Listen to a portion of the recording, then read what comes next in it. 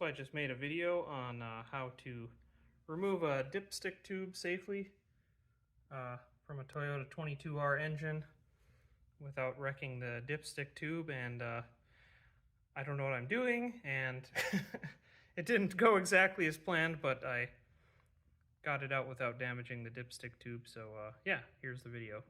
Enjoy me looking like an idiot. Okay, to safely get this dipstick tube out of this Toyota 22R engine block, I'm going to try a trick I saw on YouTube. So,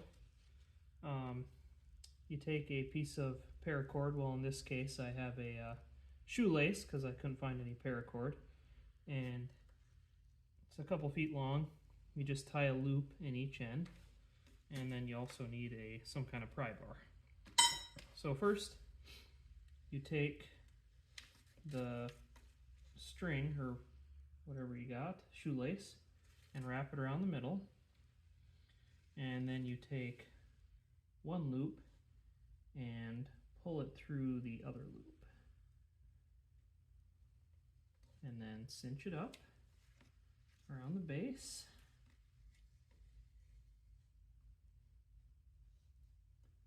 Okay, nice and tight.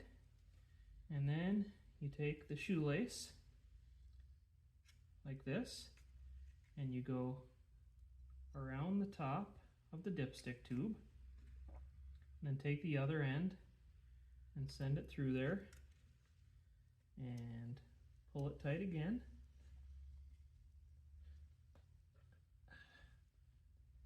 And just repeat that a few times. Let's say, I'm going to try 5 times.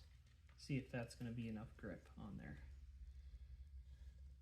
And then hopefully we can pull the tube up out of here without damaging it. So this is number 3.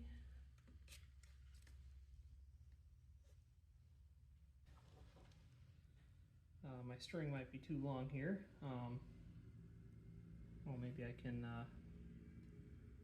I'm not very good with knots, but I could try to tie another loop in it here maybe.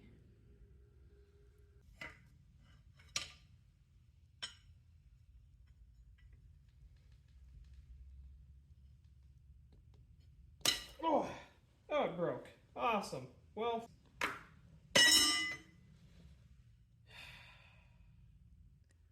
okay, if you're an idiot like me and you can't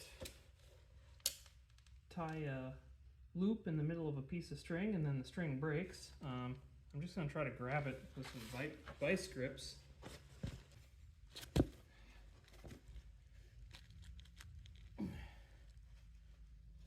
It's kind of slippery because it's covered in oil. I wonder if maybe some... Oh, there it goes. All right, got it.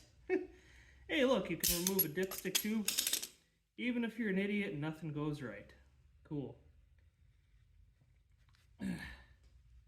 Make sure it's not damaged here. And the main thing is you just, you don't want to crush it.